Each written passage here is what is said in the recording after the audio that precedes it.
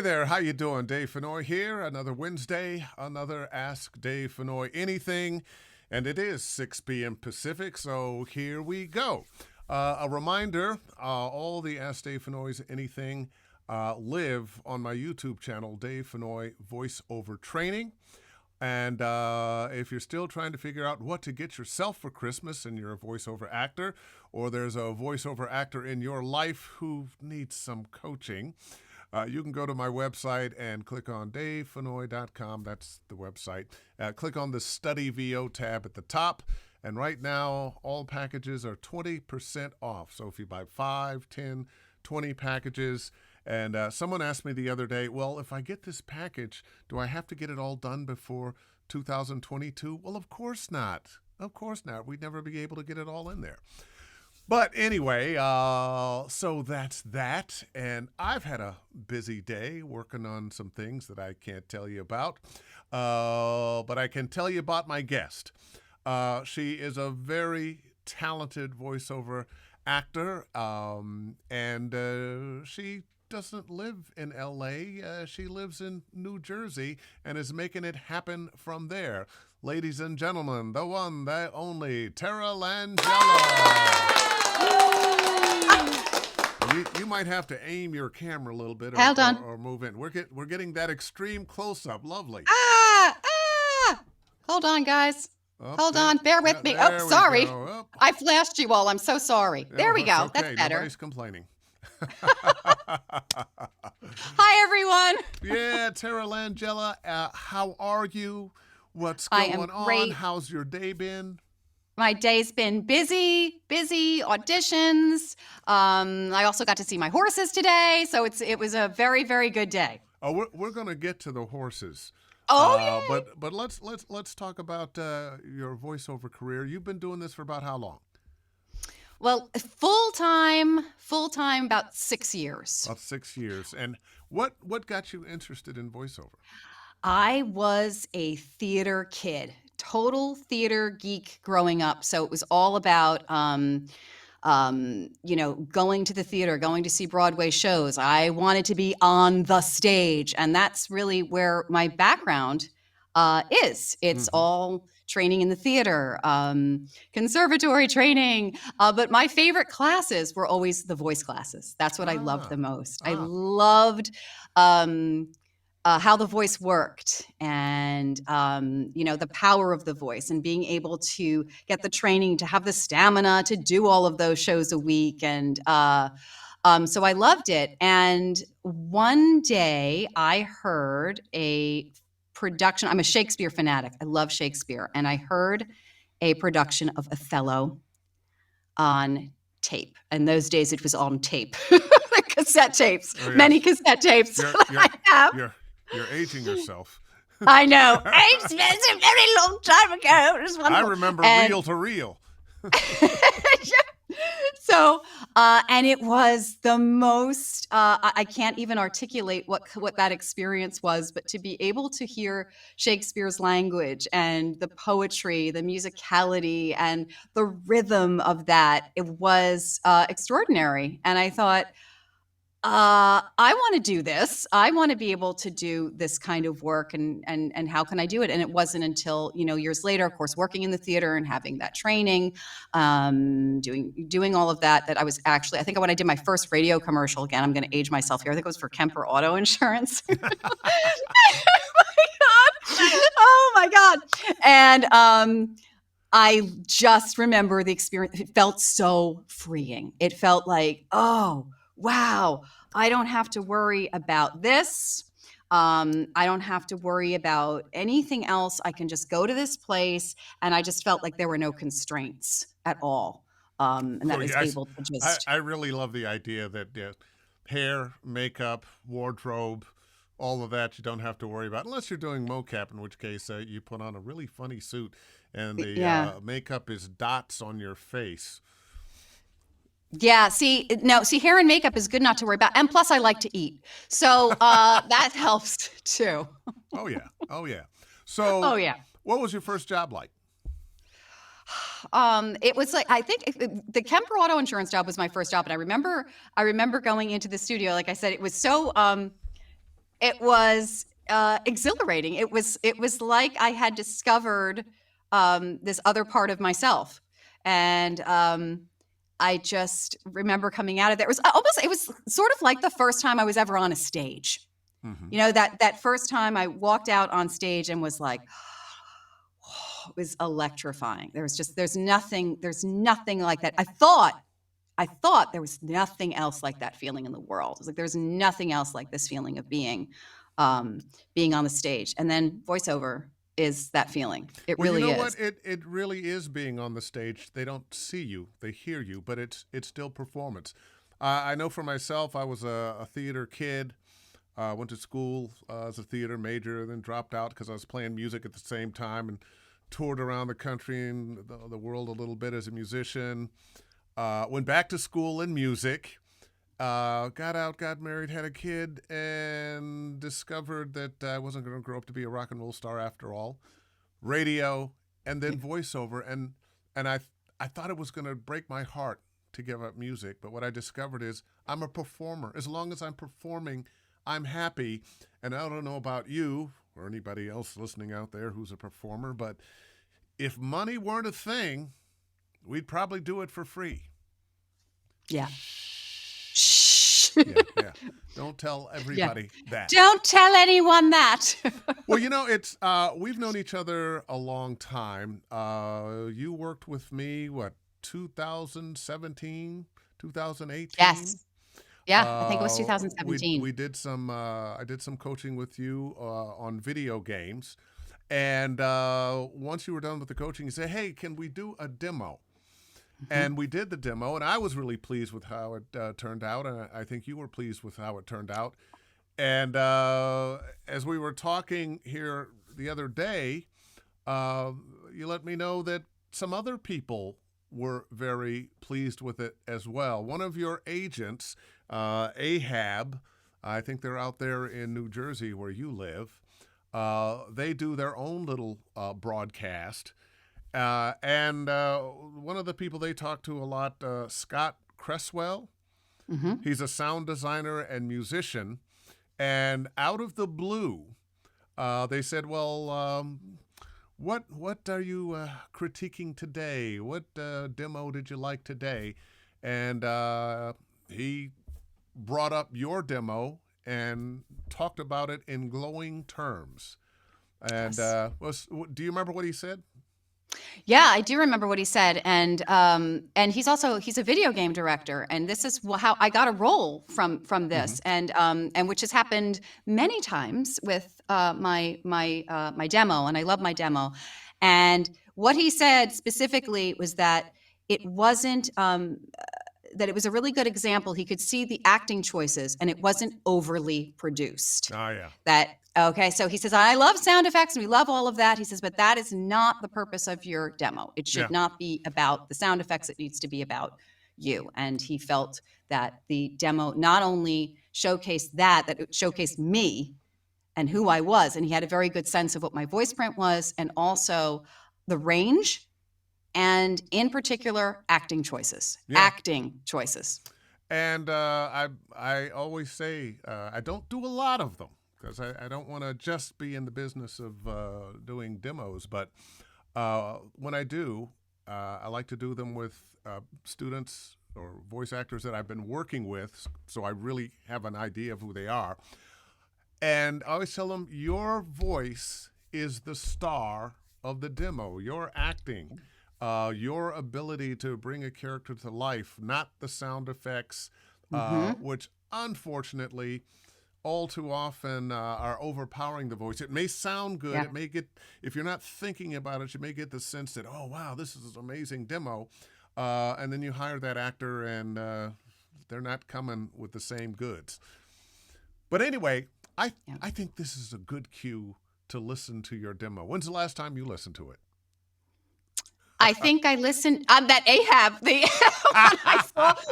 When Ahab told me that it was on there, I said, I'm gonna listen to my demo. Okay, well, here we're gonna listen to it one more time. Here we go.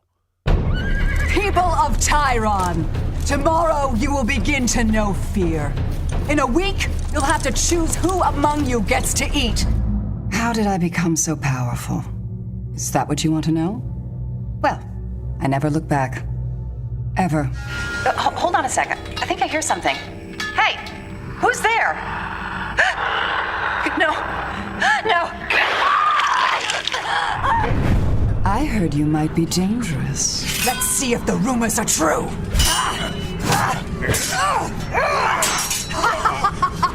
You're surprised I know who you are. Don't be. And I can see in your eyes that you don't trust me.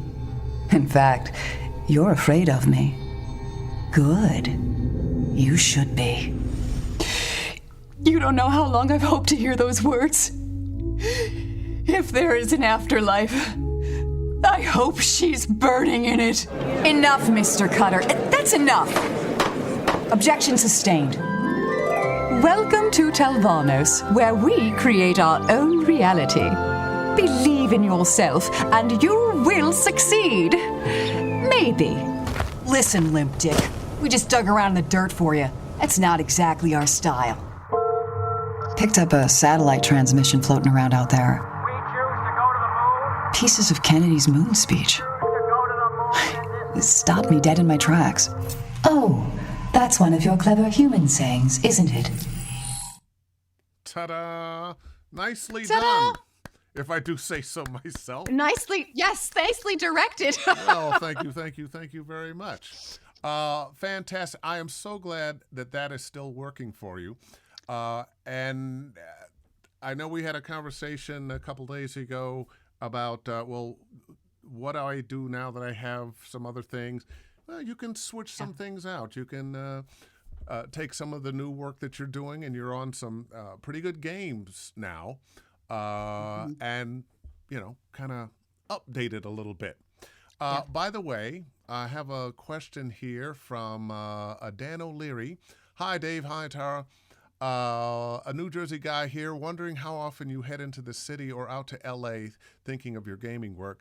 Do you do most of it, your commercial work, from your Jersey home studio? Thanks. And? Hi, Dan. Thanks for the question, Dan. I have been to the city a few times for some games, particularly a few games that were creature-oriented. So they really wanted to, they were vocally stressful, so they really wanted me to come into the studio to do those. I guess they were quite loud characters. So I went into the city a few times to do that. But most of, if not all of my commercial work, I'm trying to think, did I go in for any commercials? It has been done right here. 90% of my work is done, post-pandemic here in my studio. But yes, for video game work, some video game work, I have gone into the city for.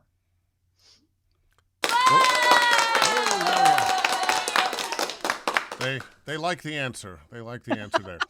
So how do you think the pandemic and technology have changed? What has it done for you, being somebody who lives in New Jersey, in this business? It's done a tremendous amount for me because my work prior was, I was doing a little bit of everything, but for sure I have been doing much more gaming, seeing much more, animation and those kinds of things because, prior to that you had to be in LA.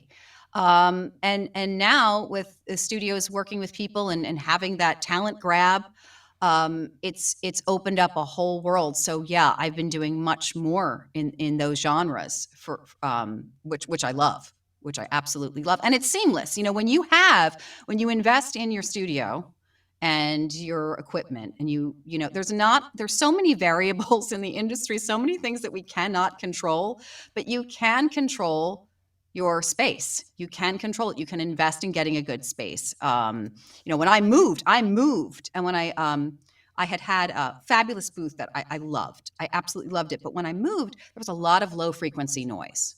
And I said, oh no.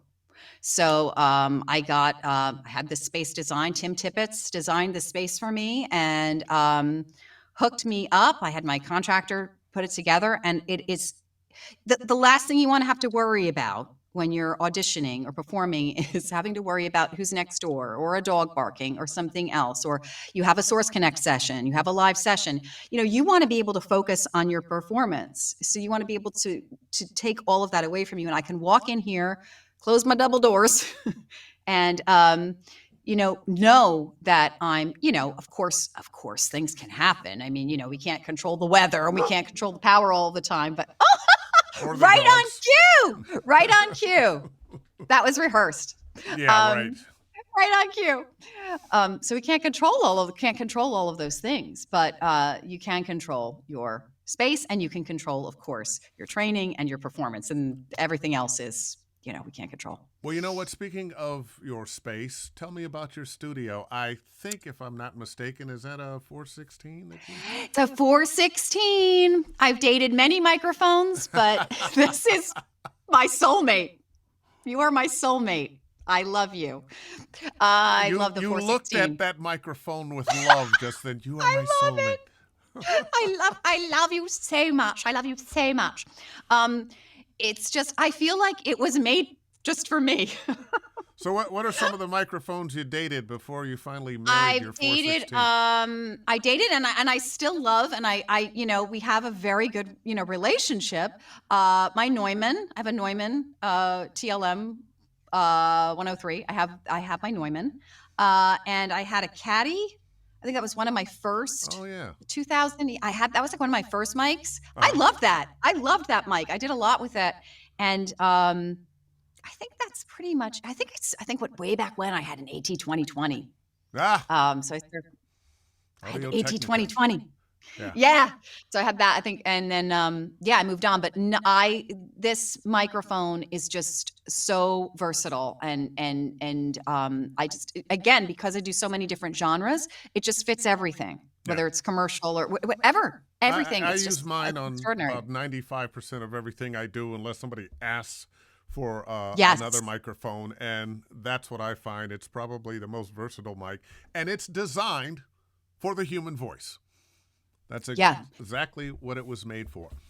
And I love, for my voice particularly, it definitely picks up like the bass in my voice a lot, and I love that. Oh yeah, but not too much bass. But not too much bass. And again, I mean, there's times when I'm doing animation, or I'm doing characters, I'm going up, I'm going down, or whatever. It's fantastic. Yeah. I've had Tim Tippett's on as a guest. He's a great guy. He helped me with my sound chain. But tell me about the rest of your studio. You had your room was built in, or you bought a studio, like a whisper room, or? I initially had an LA vocal booth, which I loved. But as I said, when I moved, I had this space, and I really wanted to be able to have like no sound. Like, I really wanted it to be as soundproof as I possibly could have it. And it worked very, very well for me, but I really wanted more proofing.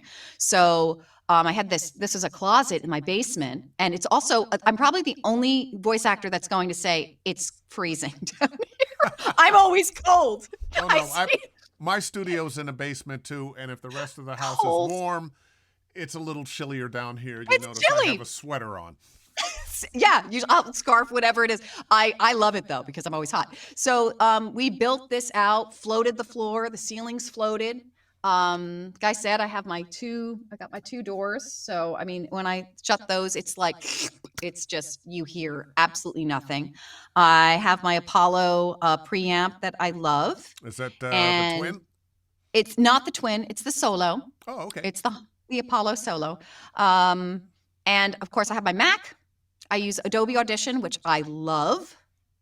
And and I have the Manly Vox box. I have the my settings that Tim Tippett no set doubt, up on. I was going to say, he hooked me up with my settings that on mine as well.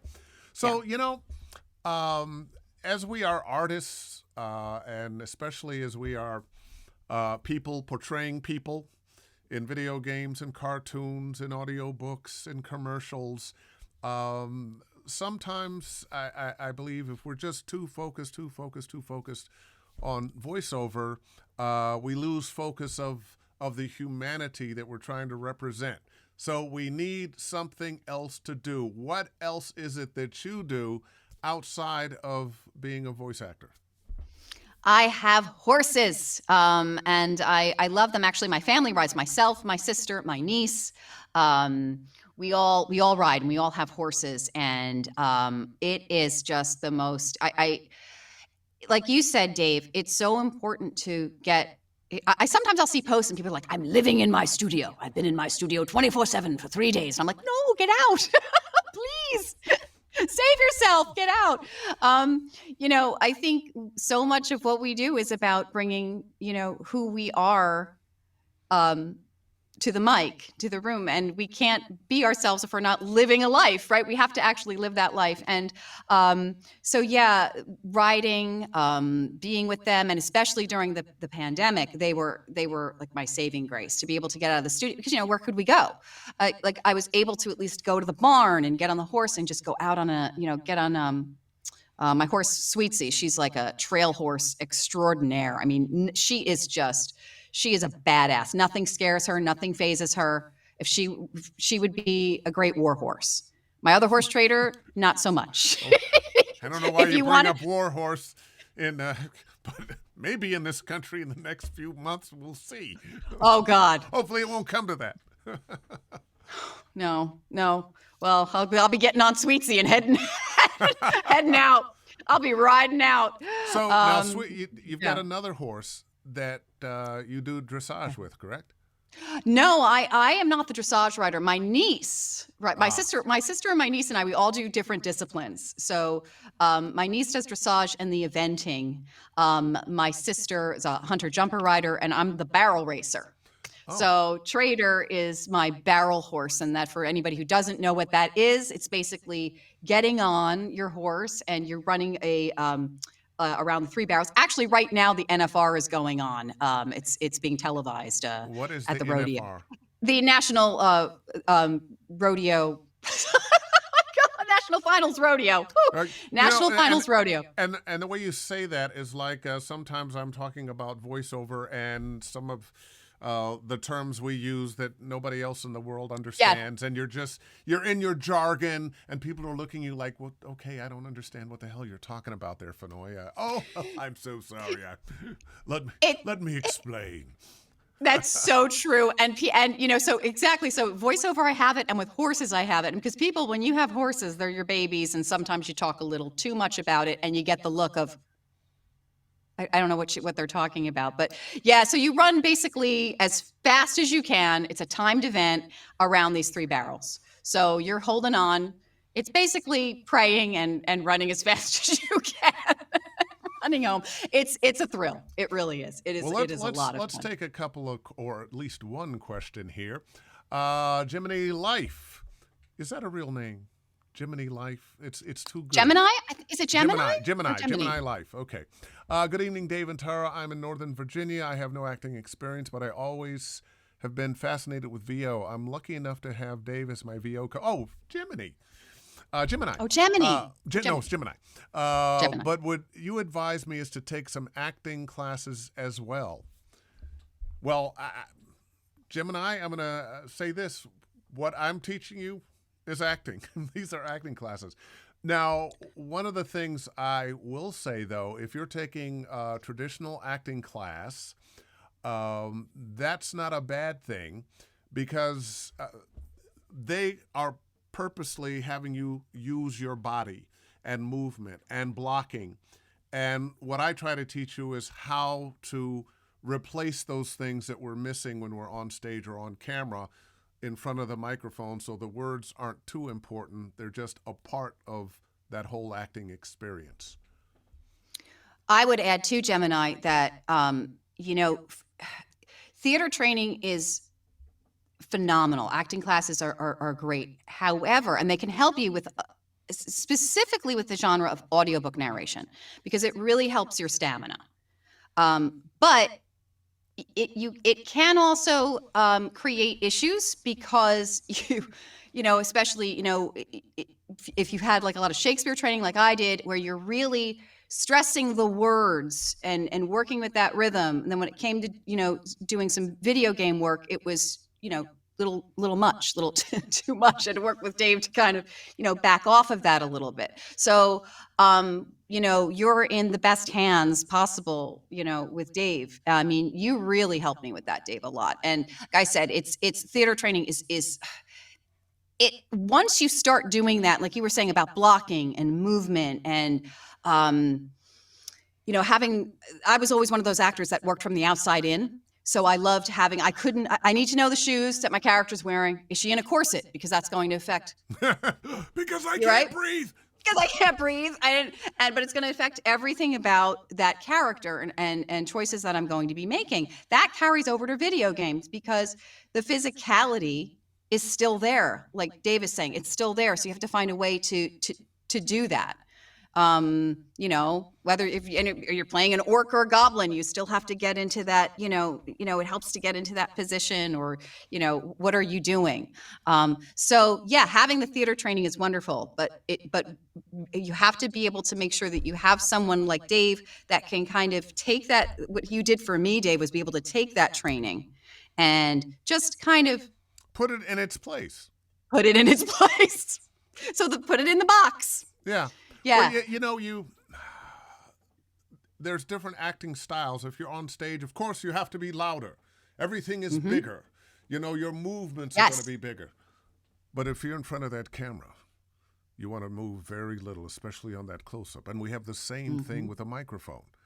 If you're on a sound stage and you're doing ADR and the microphone is 20 feet away, it's a whole other thing. But when that microphone is right there, that 6-8 inches in front of you, you have to make it smaller.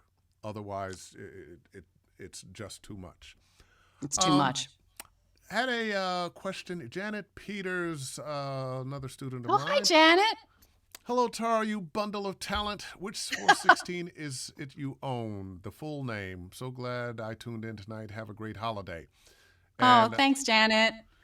It's the Sennheiser 416. Yep, it's a Sennheiser 416. Yeah. It's a legendary microphone. It's been out there for a long time. It was used in movies and television to pick up dialogue from a distance. And then Ernie Anderson, who was the voice of ABC in the late 70s and 80s, started using one because he didn't want to be in a booth by himself. And he could be in the studio with the guys, and it would not hear the other stuff around him. It would hear just what was in front of him. It's very forgiving. Yeah. And he was the first $1 million voiceover guy. Wow. Pre-Don LaFontaine. Their careers crossed, but in terms of time. But he was the first big guy. Let's see. Larice White, I live in Michigan. Do I need to move to have a voiceover career? L.A., New York, Texas?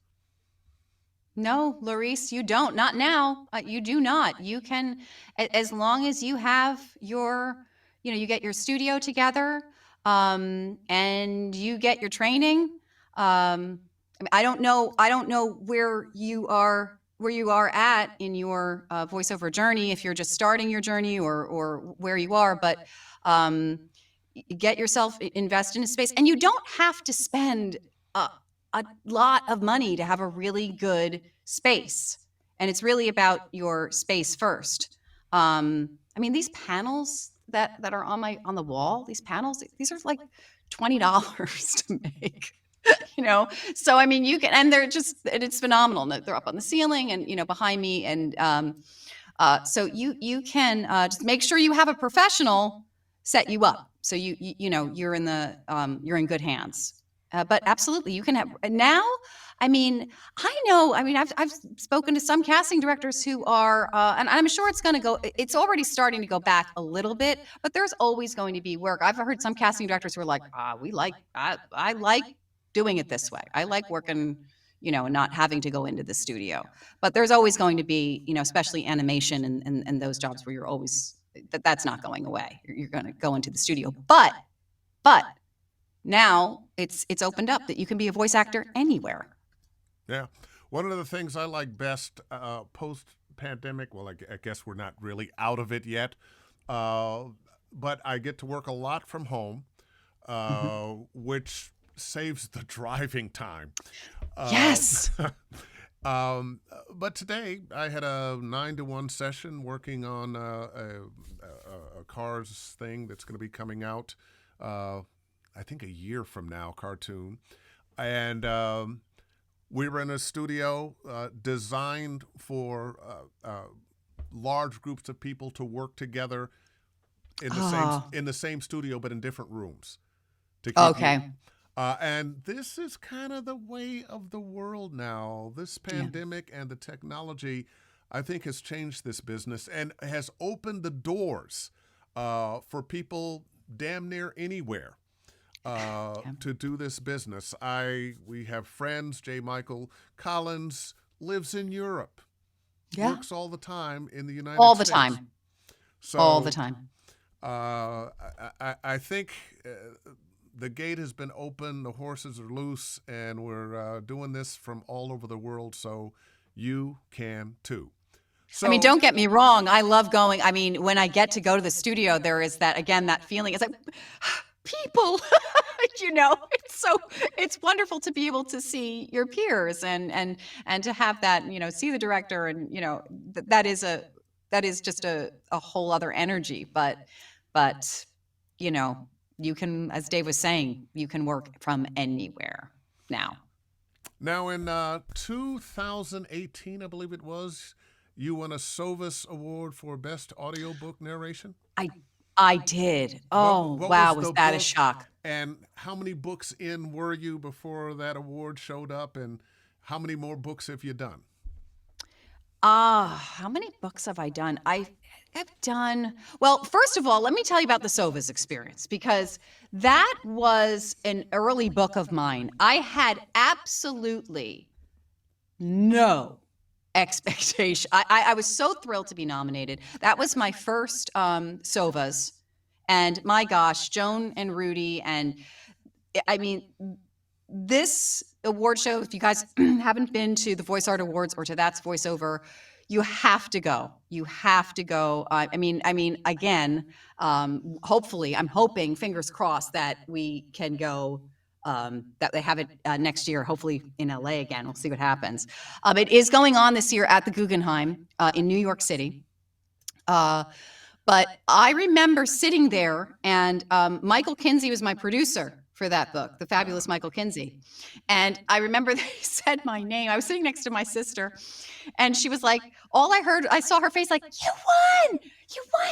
And Michael was like, he turns around and he was like, oh my God. And I couldn't move. He literally had to pick me up to go up and get the award. And it was such an honor. And I was so, so thankful to the voiceover community. And I was so thankful to have that opportunity. And since then, that opened up opportunities with Audible Studios, and with a lot of independent authors that I've had the privilege to work with.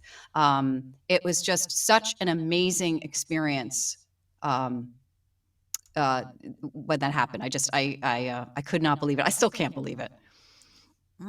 Well, there you go. And how many more books have you done since then? I have done, and I have some in the works. I've 30, 35. Oh, wow. Got some that aren't up yet, but yeah, 35. I have infamously said I've done 3 audiobooks and I hope to never do a 4th. I still end up doing lots of audiobooks, not the whole thing, but big chunks of them, playing characters in them, or sometimes there'll be an audiobook that'll have a number of narrators, and I'll say, well, okay, since it's not the whole book, I'll do it, and then I get all the pages, and I'm like, wait a minute. This is still 200 pages. It's a whole other animal. Yeah, but I'll tell you something else. I've started listening to more audiobooks, and it's kind of instilled in me a real love of them and a love of the art of audiobook narration. And the names are not popping into my head right now, but there are some really talented people telling some really wonderful stories. There really are. They really are, and it's such a you have to love it. And there are just some incredible storytellers out there, beautiful storytellers, bringing all of these incredible books to life. And I had the pleasure of, my sister and I wrote a children's trilogy, and it's been such a joy to be on the other side of it. Excuse me, on the other side of casting and recording for the children's series. That's just been such a joy to hear. So I know from the author's point of view now, from the author's perspective of, having your baby be told through these wonderful actors. So wait a minute. Let back up. I was going to bring that up, but you brought it up. Well, let's get to that. Okay. You and your sister got together and wrote a children's book. What's its name again? Well, it's called the Earthkeeper Trilogy. The Earthkeeper's Gift was the first story that we wrote. Then there's the Earthkeeper's Challenge and the Earthkeeper's Mission. And they're all three on Audiobook. They're all on Audible. And the Earthkeeper's Mission is coming out, and we have the fabulous Dogan Eiler and Jet Walker, who are playing all of the kids in the story, and they're wonderful. They're absolutely wonderful. And so, I knew you and your sister had written the book. I didn't know you had gone beyond that to having them voiced. And why I shouldn't have just assumed that you had done that, I don't know. But does that have anything to do with the VO Rep company that you've created? No, VO Rep is something totally different. VO Rep I had wanted to, because this kind of comes full circle again with the theater. And one of the things that I love the most about the theater is the process. And of course, we all of us as creatives, it's all about the process, right? But with the theater, you have that luxury of time. So, and that collaboration. And I was missing that. So right pre-pandemic, I thought, VO Rep will have an actual company. Like maybe we'll get a space and we'll start doing kind of like sort of performance art theater with using the voice as a base. And then COVID happened. So VO Rep turned into that same idea of working with creating content with like-minded artists, taking original content and also adaptations and putting our own sort of irreverent spin on it. We call it pop audio drama is our thing. We call it pop audio drama. So it's been just fantastic. I mean, and I think that's the other, definitely creating content and being with other like-minded artists. Like we have a writer on our team, and of course we have sound designer, and we have our fabulous creative director. And it's just that process of sitting down and kind of bouncing ideas off of each other. And hey, we have this script, and I've got this idea. Oh, Ken has that idea. Oh, well, Steve has this one. Let's put that together. So that's really exciting. And it's also really educational to be on. You learn so much from being a part of the entire process, from the conception of the piece to ultimately the actual finished product. And it teaches you how to play well with others. Yes. Now, and this is something you're doing not necessarily out of, hey, well, I've put this business plan together and we're going to make all this money. This is because you love doing it and you love the people you're doing it with. Here's the thing about that. It's funny because, I see, social media can be, when it's used in the best possible way, Dave, I think that's what it is. I think it's when people are like, hey, I want to create for the sake of creating. Hey, I want to put myself out there for the sake of, because I love it and it's joyful. And I see that people, voice actors, creatives that are the most successful are doing that, as opposed to, hey, here's my thing, buy it. Or like that's the exact opposite of what we do as voice actors, right? I mean, we hear it all the time in commercials. Don't sell me, we want your authentic, self. So when I look at social media, that's what I'm drawn to. So, of course, we would love to be able to have, get our whole idea is that we're creating things that we love, and that audience is those like-minded people. Your audience will find you. I think if you set out to go, oh, we're going to do this piece because everybody's going to love it and it's going to get all of these downloads and it's going to be great, it's not going to work. You just have to keep doing what you love to do all of the time. And that's the most important thing is that's the best advice I ever got, was just this 3 words of do the work. Do the work every day. Act wherever you can, whenever you can. If you have to act in your living room, act in your living room, act in your studio, whatever. Just make sure that you're doing that. And I think creating content, if you're able to create content, do it. Do it. But do it for the love of putting yourself out there and what you enjoy. Because if you do that, you will eventually find your people who will support you. One of the things that happens with this, we'll have a conversation and it will have gone by, but somebody has a comment from just before. Okay, Janet Peters says, I'm going to press purchase on Sweetwater for the microphone in about 2 minutes. You did say it adds nice bass to your vocals. I have a very low register. Should I still hit purchase?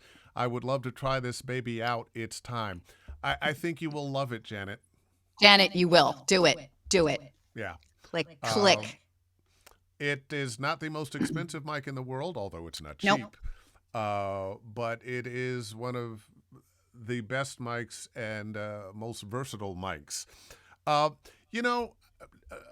I'm just going to bring up something that just popped in my head that I remembered seeing.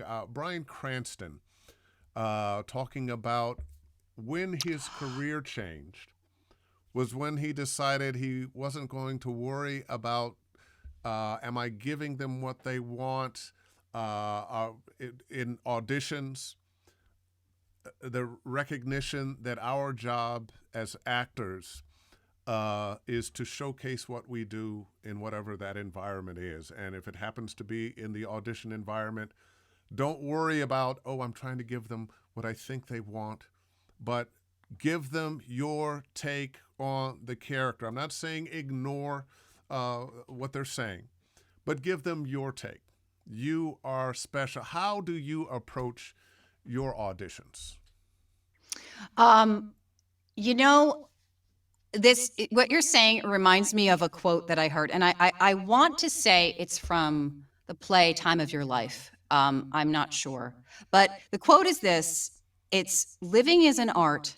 It takes a lot of practice for a man to learn how to be himself.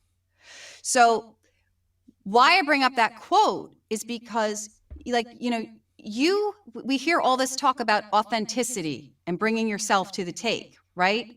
But you can't really do that until you get to that point where you are really comfortable with who that person is. And that's a process.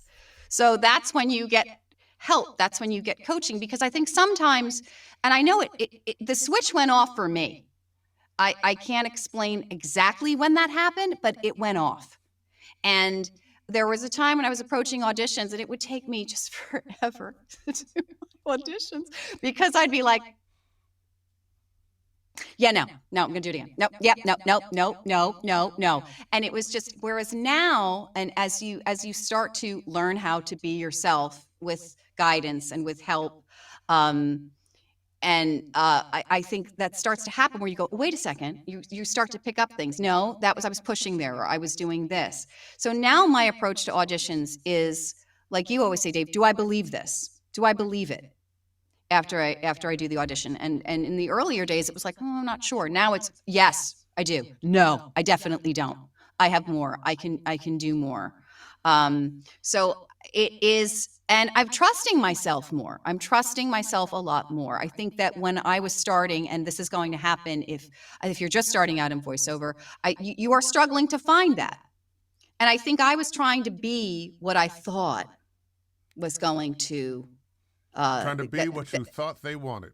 What I thought they wanted, Oh, okay. I am not a millennial. Those days are long gone. I'll never be that. I'll never be that millennial ever, and there are, so many incredible talented 20 somethings out there that are going to do those jobs. That doesn't mean there's plenty of other jobs that I'm suited for.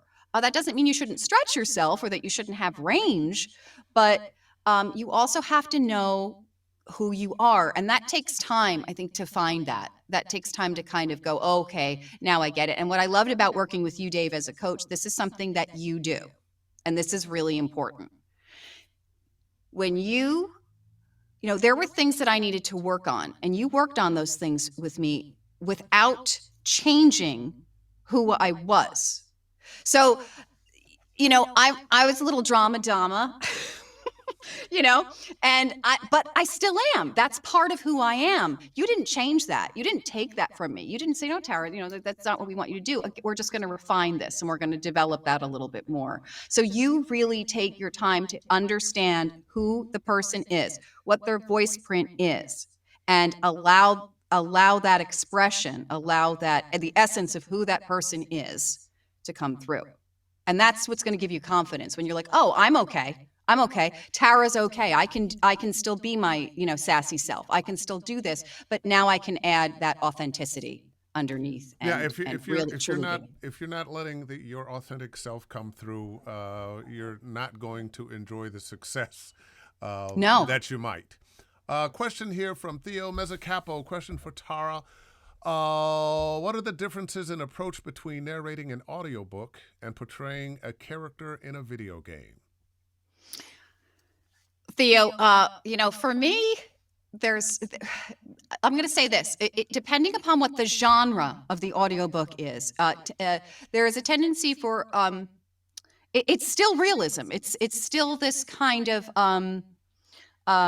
very, you want to be very authentic, and depending upon the style of the audiobook and the author and the style, sometimes it's full on. Just it's a performance. I mean, you're really finding out who those characters are, and if you are working in a dual narration, you're working with other actors. But if you're narrating that audiobook on your own, you're going to have 20-something, 30-something characters. So you are, if it's a fantasy, you can give it it's almost like a video game. It's almost like a video game. So it varies depending upon what the material is. But for the most part, I will say generally you're going to be going for most authors and most audiobooks have a very kind of almost throwaway quality, because you're kind of narrating. These people are going to be listening to you for 7, 8, 9 hours, so or more.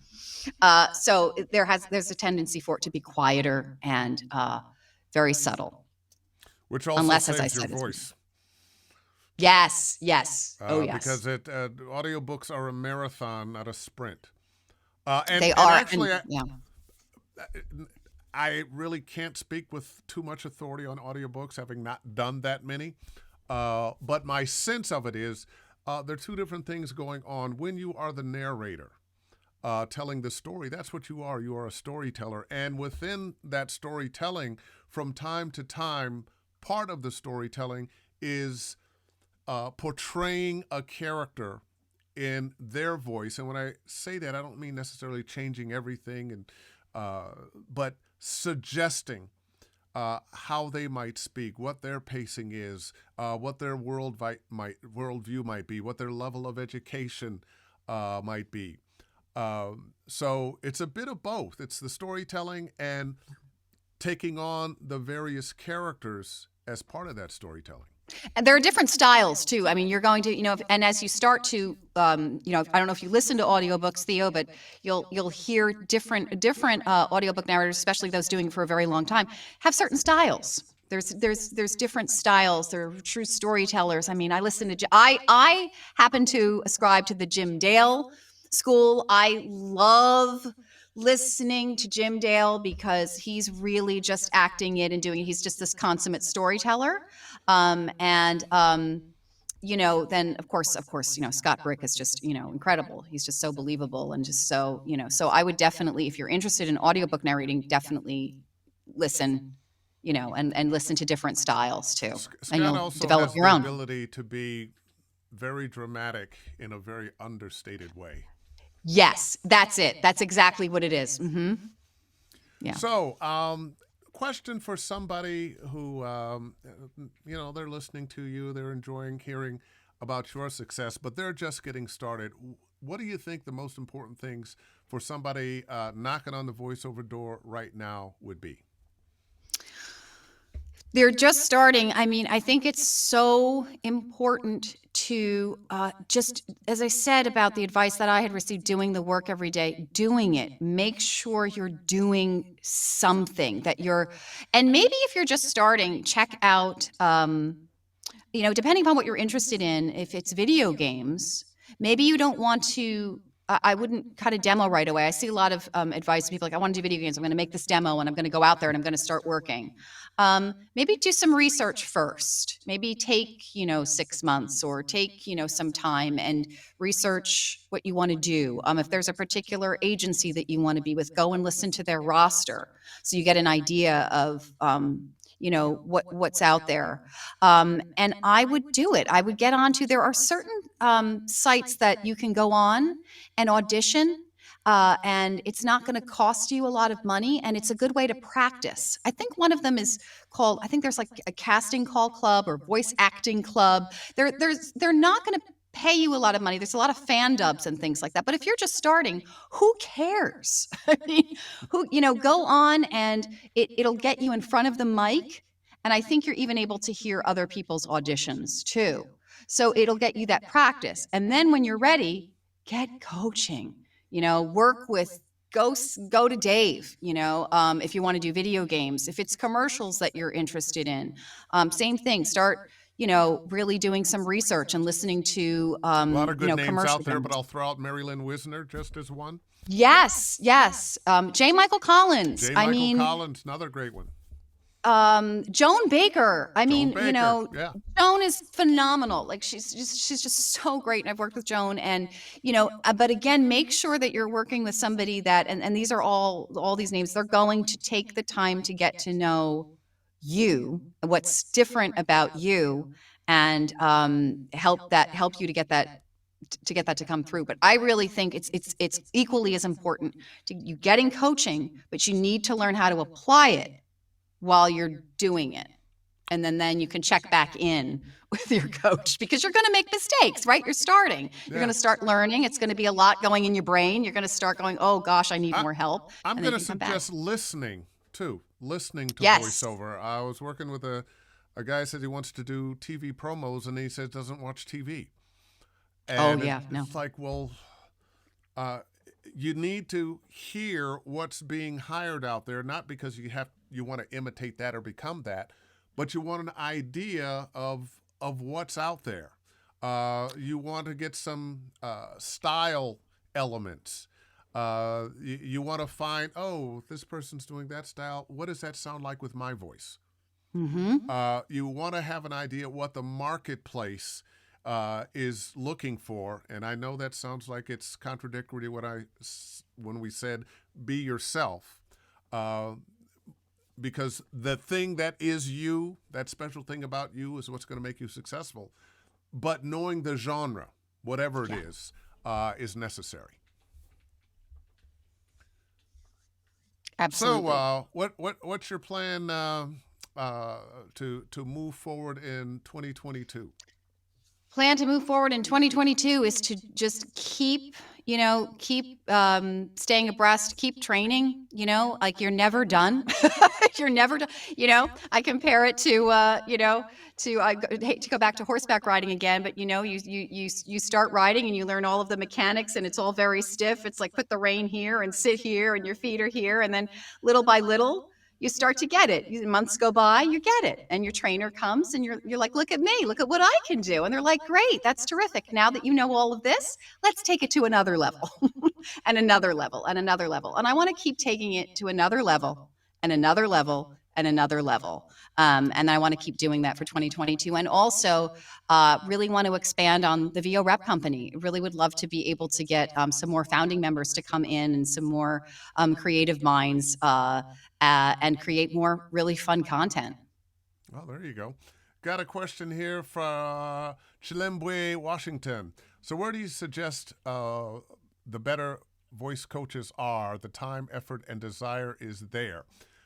And we get this question a lot, especially from the newbies. What's your answer there for finding a good coach as opposed to that person that really is not that good but needs to make a few bucks because their career is stalled? Finding a good coach. I mean, well, we're here. You know, you've got Dave, and the thing is, Dave has Ask Dave Fennoy every Wednesday. I mean, he's here offering his time. I mean, he's just incredible. So you're going to see the same and hear the same names coming up for coaches. I mean, when the eyes are open and the ears are open and the desire is there, you're going to hear the names that we've mentioned before too. You're going to hear, you know, Dave Fennoy and J. Michael Collins and, you know, Joan Baker, and you're going to hear all of these names a lot. And, you know, knowing specifically what you want to start with first. I mean, most people start with commercial, but you know, that again, definitely listen, see what it is that you want to do, and then get your coach. All right, let's see. Oh, J. Horace Black, Tara, Dave, hello. Tara, are you working directly with publishers who are doing the editing, etc., or are you doing all the pickups, edits on your own? Oh, that's a good question. It's a great question, Jay. Jay, that's the best question. I am not editing. I bless the narrators that are doing their own editing. Bless you. I can't do it. I'm on a few rosters right now where they're wonderful to work with, and they hire me, I do the narrating, and they edit. That's it. They edit. It's the same thing if you're going to be working with Audible Studios, you're going to, you know, go in, or now it's, you know, from home, they're going to do all the editing for you. If I do have a book that I get hired to do, I hire an editor to do that for it. I've worked with Michael Kinsey, who's just amazing. And there he's are a lot of people's editor, as I recall. He's just, you know, he's great. And he's done a lot of stuff for VO Rep, you know, for us too. Just great to work with. So yeah, that's my answer. But there are people that do both. I want to focus on the performance as much as I can. Okay, couple more things. Let's see. This is going across. This isn't to either of us. Janet, you will love the 416, one of the best purchases I have made. What interface do you have? And of course, Janet Peters already all done. Janet. The 416 will be here on Friday. Yay. Go, Janet. Go, Janet. I'm so happy for you. I'm so excited for you. Yeah, and please answer Jay's question. What's the interface you have? Yes, Janet. What interface do you have? I have the Apollo Solo. Oh, boy. And let's see. Theodore Mezzacapo, for me, the hard part with audiobooks is finding that neutral ground and sustaining it without getting, with it getting ready? With it getting reedy. Oh, reedy. Gotcha. Yeah. It's tough. You know, it's tough, but you'll get it. And you know what? I actually think audiobooks are a good, you know, forced way of getting over readiness, because there's so much. After a while, you're too tired to pay that much attention to each and every word. After a while, you're going to be saying the phrases and taking your Dave, time. Doing audiobooks has helped me a lot, and that's actually good for that question too, because you can't rehearse an audiobook. You can't rehearse 8 hours. You can't do it. You have to prep really, really well and talk to the author.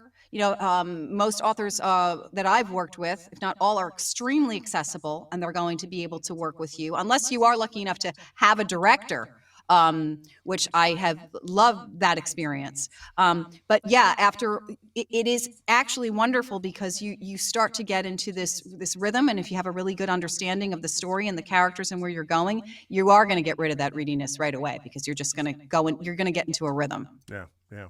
I'm going to say one more thing that I say to students all the time. What we are doing is translating the written word into the spoken word. And let's see, Troy Allen, hey, Dave and Tara, just wanted to say that this was a wonderful, I think he wanted to leave the A out. This was wonderful, and I can't thank you enough. Very insightful. Thanks, Troy. And let's see, one more question. Michael Kinsey, was that the name of the editor? Michael Kinsey. Yep. Michael Kinsey, yeah, you got it. Well, that hour went by fast. It sure did. Yeah.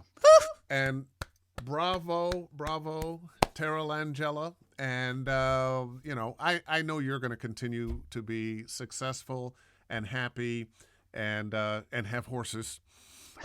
Yes.